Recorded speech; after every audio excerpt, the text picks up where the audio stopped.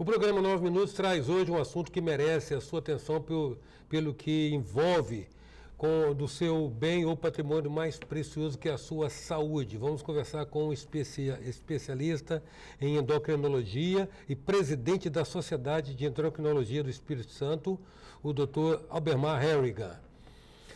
Dr. Albemar, por desinformação, nesse caso imperdoável ou falta de escrúpulo, alguns colegas seus de profissão estão prescrevendo hormônios como tratamento de beleza e mesmo retardamento de envelhecimento. Como é que o senhor e a Sociedade de Endocrinologia vê isso? A sociedade está muito preocupada. Apareceu há algum tempo essa nova designação da medicina anti-envelhecimento, que não é uma especialidade reconhecida pelo Conselho Federal de Medicina, portanto ela inexiste, em que alguns colegas vêm se preocupando ou prometendo um rejuvenescimento ou a juventude eterna, digamos assim, às pessoas às custas de o fornecimento de hormônios, muitas vezes desnecessário e sem muito critério. A reposição de hormônio, o fornecimento de hormônio é imprescindível e deve ser realizado obedecendo a critérios em quem tem realmente uma deficiência, em que é estudado, existem exames específicos para isso. E a gente tem observado que tem havido uma reposição hormonal sem absolutamente nenhum critério. Reposição de hormônios, inclusive, de alto risco. Hormônio de crescimento, por exemplo, que é um hormônio no adulto, pode ter consequências graves para a função do fígado, para os testículos, para os ovários, para os órgãos nobres do indivíduo, repondo com o objetivo apenas de aumentar a massa muscular, melhorar a qualidade da pele. Testosterona, hormônio sexual masculino, sendo fornecido tanto para homens como mulheres, sem nenhum critério. Isso tem preocupado bastante a sociedade. A função hormonal ela é autônoma, né? O corpo é sábio nesse sentido. Né? Exatamente. O corpo sabe exatamente o momento de liberar, de produzir e manter na circulação um alto teor de hormônio, garantir a integridade e a fisiologia do indivíduo. No momento que esse hormônio foi produzido e liberado na circulação e está numa quantidade aumentada, exagerada e desnecessária, a própria glândula produtora para de produzir, diminui a liberação com o objetivo de manter a homeostase, ou seja, a quantidade de concentração sempre numa sequência natural. Então há um controle, o nosso organismo sabe perfeitamente fazer. Ao longo da vida, a maioria das glândulas, a proporção que nós vamos envelhecendo, elas vão diminuindo a produção, até por uma questão de necessidade. Deixa de ter necessidade, ovários, de uma mulher de 60 anos continuar produzindo óvulos ou ovótides para a reprodução. Então deixou de ter. Então a natureza é sábia nesse sentido de diminuir a produção e a mulher acaba fazendo a menopausa, que é essa paralisação. No caso do homem? No caso do homem, como ele produz os espermatozoides ao longo da vida, então ele tem também essa fase, mas é mais demorada. A partir de 45 anos, já há uma diminuição importante do hormônio sexual masculino, que não é significativa a ponto do indivíduo perder a potencialidade ou a capacidade sexual, mas há uma redução. Um indivíduo de 45, 50 anos não tem a mesma performance de um menino de 20, 25, 30 anos de idade. Então a coisa acontece naturalmente. Naturalmente que, com o envelhecimento, a proporção que algum desses hormônios deixaram de ser produzido e há algum tipo de prejuízo à integridade do indivíduo, se repõe esse hormônio. Mas é como eu disse, existe um critério de dosar esses hormônios, saber o que está deficiente, que dose que vai ser feita. Não pode ser assim de qualquer forma. Doutor Harrigan, então há um déficit, digamos assim, natural, há um déficit hormonal natural em decorrência do envelhecimento. Exatamente. E querer reparar esse déficit por causa dos efeitos que se possam ter no processo de envelhecimento é que é perigoso. Exato, inclusive porque não há nenhuma evidência científica de que a reposição hormonal com o objetivo de evitar o envelhecimento tem alguma validade. Pelo contrário, há um risco de um dano que essa pessoa pode ter a médio e longo prazo de patologias que podem desenvolver. O indivíduo tem a quantidade natural. A reposição é quando há um déficit considerável que há um prejuízo para o indivíduo. E aí, no caso, o endocrinologista é responsável em fazer isso aí. E a nossa preocupação foi essa, porque os colegas, muitos sem ter o título de especialista em endocrinologia, estão fazendo essa reposição e quando se fala em hormônio, as pessoas acham que é de responsabilidade do endocrinologista. E a gente tem que tomar realmente cuidado com relação a isso. E na verdade, mas não de forma inadvertida como tem sido feita. Tá, existe receita de envelhecimento saudável? Existe. A receita é bem ampla, bem conhecida. Para começar, eu digo para começar desde que nasce, de ter uma boa qualidade de vida, um bom período de amamentação, mas que se não deu tempo de ver essas coisas, quando jovem, uma prática da atividade física, ou mais tardiamente, nunca é tarde para começar a fazer uma atividade aeróbica, de manter uma função cardiovascular excepcional. Você faz uma atividade aeróbica, você aumenta a oferta de oxigênio para a função cardíaca, muscular, isso é muito saudável. E uma alimentação de qualidade. Não é difícil nos dias de hoje você fazer uma alimentação qualitativa, uma alimentação com menos gordura, com menos, sem exagero de álcool ou mesmo do açúcar. Qualidade alimentar não é muito difícil de fazer. Aí sim, vai sem muitos hábitos de fumo, reduzir fumo, paralisar dentro do possível, o indivíduo vai ter uma velhice com boa qualidade.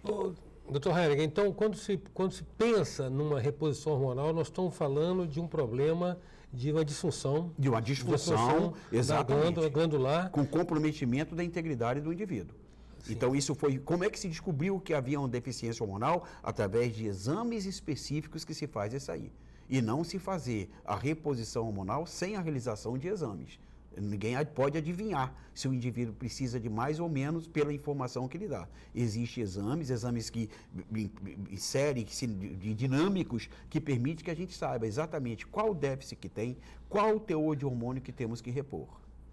Em 9 minutos, nós estamos conversando com o Dr. Albemar Harrigan, presidente da Sociedade de Endocrinologia do Espírito Santo. Voltamos já.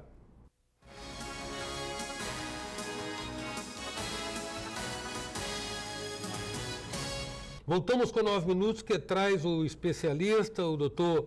Albemar Harrigan, também presidente da Sociedade de Endocrinologia do Espírito Santo. Dr. Albemar, eu quero insistir com o senhor para repisarmos aqui os efeitos colaterais ou efeitos diretos de uma prescrição de hormônios indevida, no caso. O que acontece com, por exemplo, o uso de testosterona, é o GH, né? Exatamente. O hormônio de crescimento, o GH, é um hormônio muito importante na infância, como o nome diz, para o desenvolvimento, o crescimento da criança. No adulto, esse hormônio é importante para manter a integridade muscular, a integridade óssea, integridade das funções como um todo. É um hormônio que garante uma síntese de proteína, uma qualidade muito boa. E ao longo dos anos, ele vai havendo uma redução natural dessas funções. E se o indivíduo passa a fazer uso de hormônio de crescimento desnecessariamente, ou mesmo tendo o hormônio de sexo masculino ou feminino, ele vai induzir células que estão quietinhas a se reproduzir, vai estimular o crescimento celular. Eu digo sempre, todos nós temos uma ou outra célula cancerígena que está ali quietinha. Latente, quietinha. Quando eu estou fazendo o quê? Eu vou estimular essa célula a se reproduzir e favorece realmente a formação de tumores, pode favorecer a alteração da estrutura óssea, da integridade óssea do indivíduo, comprometendo todo o indivíduo, sem necessidade. Em falar de hormônios sexuais, por exemplo, é mais sério ainda. Fazer testosterona para a mulher desnecessariamente, eu tenho recebido receitas, mulheres recebendo testosterona para aumentar a força muscular. Testosterona é o hormônio sexual masculino, que a mulher tem esse hormônio em pequenas quantidades, que garante a libido, que garante uma série de integridade na mulher muscular óssea. Se eu faço esse hormônio em excesso para a mulher, eu vou estimular a função sexual masculinizante nessa mulher. Eu vou permitir a masculinização dela. Eu vou promover uma hipertrofia de clitóris. Eu vou determinar o aparecimento de pelos em regiões onde ela não apresentava. Eu vou permitir a formação de acne sem necessidade nenhuma. Então, são danos irreparáveis para o paciente que poderiam ser evitados. Agora, no quadro geral, quais as funções que os hormônios cumprem no corpo? Porque há funções específicas segundo cada glândula, né? Exatamente. Para cada glândula tem um grupo de hormônios que exercem várias variadas funções. A glândula mestre, a hipófise, situada aqui na base do crânio, que recebe o estímulo da parte superior, chamada hipotálamo, que é a área cerebral, que produz substâncias, estímulos nervosos e estímulos de peptídeos que atuam sobre a hipófise para garantir a produção dos mais variados hormônios.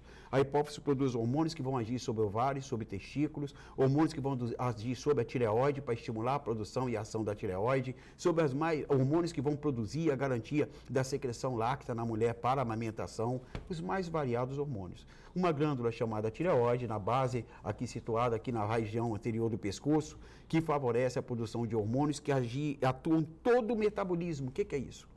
Todas as transformações que acontecem no nosso organismo dependem dos hormônios tiroidianos. Tudo. Respiração, sexualidade, toda essa atuação fina, delicada que tem. O destino da proteína do feijão que nós comemos hoje. Os hormônios estão ali presentes da tireoide para favorecer essa distribuição, a origem, esse oxigênio que nós acabamos de inspirar. Todas essas funções, os hormônios tiroidianos estão presentes, que nós chamamos de controle metabólico.